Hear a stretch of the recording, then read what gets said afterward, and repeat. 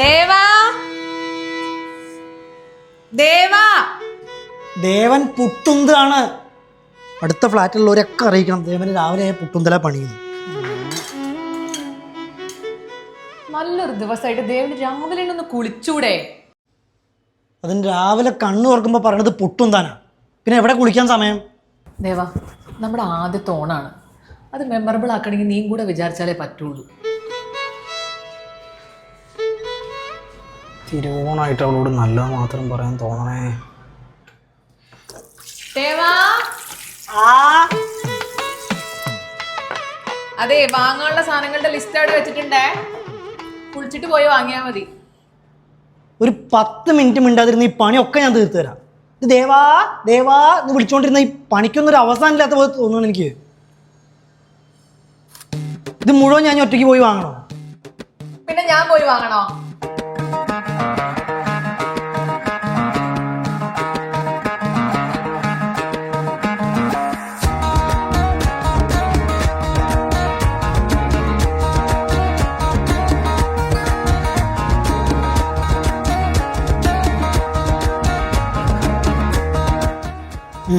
തുറക്ക് തുറക്ക് തുറക്ക്. നീ എന്താ വേണ്ടത്?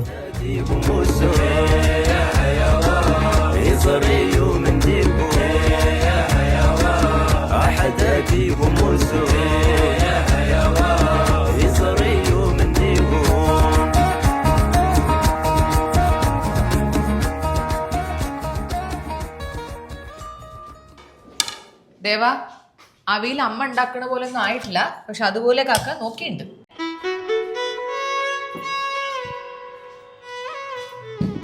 നീ ഇരിക്ക, ഞാൻ വിളമ്പാം. ഞാൻ വിളമ്പാ. നീ ഇരിക്ക, ഞാൻ വിളമ്പിക്കോളാം. ഞാൻ വിളമ്പാ. ഞാനൊന്ന് സ്നേഹിക്കട്ടെ. ഞാൻ വിളമ്പിക്കോളാം. ഇത് മെമ്മറബിൾ ആക്കാൻ വേണ്ടിയല്ലേ.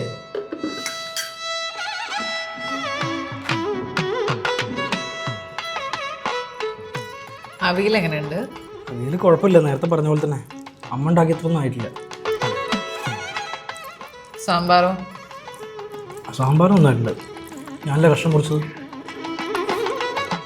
പായസം കുടിച്ചേ? പായസം നന്നാവും.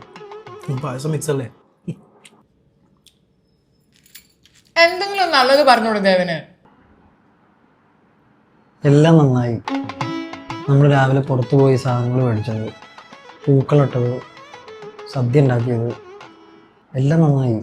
നമുക്ക് നല്ലൊരു മെമ്മറി ആയിക്കോട്ടെ എന്ന് വിചാരിച്ച് ഞാൻ എന്തൊക്കെ ചെയ്തു. എന്നിട്ടിപ്പോ നല്ലതും മോശവും എല്ലാം കൂടെ കൂടിയതല്ലേ മെമ്മറി. വിട്ട് കിടക്കുന്ന എനിക്ക് ഇങ്ങനെ ഒട്ടി കിടക്കുന്ന ഇഷ്ടമല്ല.